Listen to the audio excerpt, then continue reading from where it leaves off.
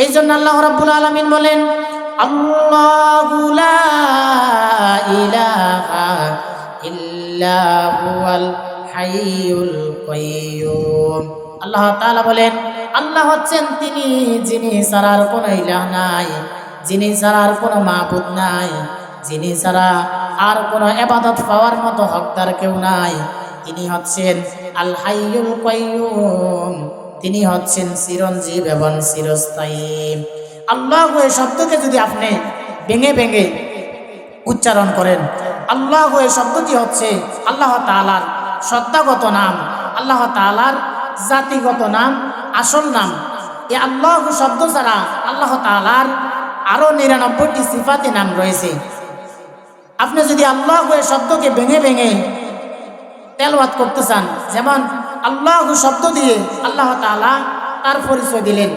আল্লাহ তাআলা কুরআনুল কারীমের 39 নম্বর সূরা সূরাতুজ জুমারের 62 নম্বর আয়াতের মধ্যে বললেন, আল্লাহু খালিকু কুল্লি শাইইন ওয়া হুয়া আলা কুল্লি শাইইন ওয়াকিল। আল্লাহ তাআলা বলেন, আল্লাহ হচ্ছেন তিনি যিনি সকল কিছু সৃষ্টি করেছেন আর সকল কিছু তিনি তত্ত্বাবধান করেন। এই আল্লাহু শব্দ দিয়ে আল্লাহ তাআলার পরিচয় পাওয়া গেল। এরপর আপনি আল্লাহু শব্দ থেকে যদি আলিফ বাদ দিয়ে দেন, তাহলে থাকবে লিল্লাহ। লিল্লাহ দিয়ে আল্লাহ তাআলার পরিচয় পাওয়া যায়।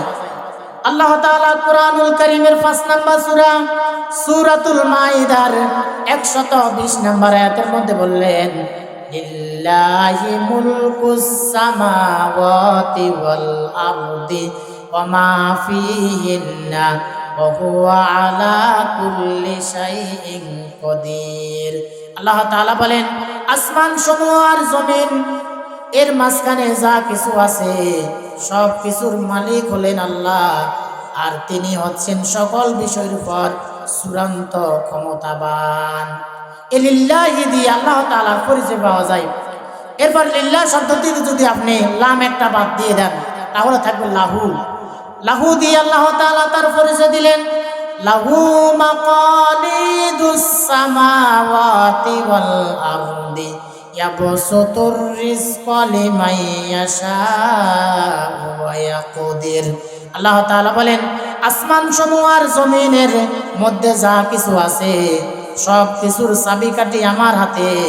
আমি যাকে চাই তার জন্য রিজিক সম্প্রসারিত করে দেয়, আর যাকে ইচ্ছা তার কাছ থেকে আমি রিজিক সংকুচিত করে দেয়। এই লাহু থেকে যদি আপনি লাম একটা বাদ দিয়ে দেন, তাহলে থাকবে হা। হা দিয়ে আল্লাহ তাআলা তার পরিচয় দিলেন। আল্লাহ তাআলা কুরআনুল কারীমের 59 নম্বর সূরা সূরাতুল হাসরের 22 নম্বর আয়াতের মধ্যে বললেন, হুয়াল্লাহুল্লাযী লা ইলাহা ইল্লা হু আলিমুল গায়বি ওয়াশ শাহাদাতি হুয়ার রহমানুর রহিম। তাহলে দেখেন, এই আল্লাহ শব্দ দিয়ে ভেঙে ভেঙে আল্লাহ তাআলার পরিচয় পাওয়া যায়। এই জন্য আল্লাহ তাআলা বলেন, আল্লাহু লা ইলাহা ইল্লা হুয়াল হাইয়ুল কাইয়্যুম। আল্লাহ তাআলা বলেন, আল্লাহ হচ্ছেন তিনি যিনি ছাড়া আর কোনো ইলাহ নাই, যিনি ছাড়া আর কোনো মাবুদ নাই, যিনি ছাড়া আর কোনো ইবাদত পাওয়ার মতো হকদার কেউ নাই, যিনি ছাড়া আর কোনো ইবাদত পাওয়ার মতো হকদার কেউ নাই। তিনি হচ্ছেন আল হাইয়ুল কাইয়্যুম, তিনি হচ্ছেন চিরঞ্জীব এবং চিরস্থায়ী। এই পৃথিবীতে আল্লাহ ব্যতীত একাধিক খোদা রয়েছে। এই পৃথিবীতে আল্লাহ ব্যতীত যদি একাধিক খোদা থাকতো, আল্লাহ ব্যতীত যদি একাধিক উপাস্য থাকতো, তাহলে কি হতো শুনেন। আল্লাহ তাআলা কুরআনুল কারীমের 21 নম্বর সূরা সূরাতুল আম্বিয়ার 22 নম্বর আয়াতের মধ্যে বললেন, লাউ কানা ফীহিমা আলিহাতুন ইল্লাল্লাহু লাফাসাদাতা ফাসুবহানাল্লাহি রাব্বিল আরশি আম্মা ইয়াসিফুন। আল্লাহ তাআলা বলেন, যদি আমার সাথে একাধিক ইলাহ থাকতো, একাধিক উপাস্য থাকতো, তাহলে এই জমিনের মধ্যে বিশৃঙ্খলা সৃষ্টি হয়ে যেত। এই পৃথিবীতে বহু মানুষ আছে যারা এক আল্লাহকে বাদ দিয়ে বহু আল্লাহর, এক আল্লাহকে বাদ দিয়ে বহু খোদার উপাসনা করে, এক আল্লাহকে বাদ দিয়ে তারা বহু খোদার উপাসনা করে।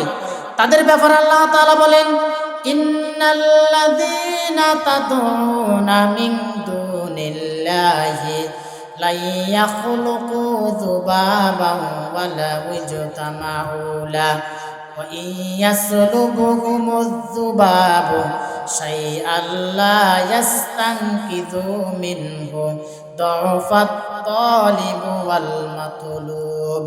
আল্লাহ তাআলা বলেন, নিশ্চয় যারা আমি আল্লাহকে বাদ দিয়ে বহু খোদার ইবাদত করে, যারা নিজেরা খোদা বানিয়ে সে খোদার উপাসনা করে, যারা নিজেরা খোদা বানিয়ে তাদের সামনে মাথা নত করে, তাদের উদাহরণ হলো একটা মশার মতো, তাদের উদাহরণ হলো একটা মাছির মতো।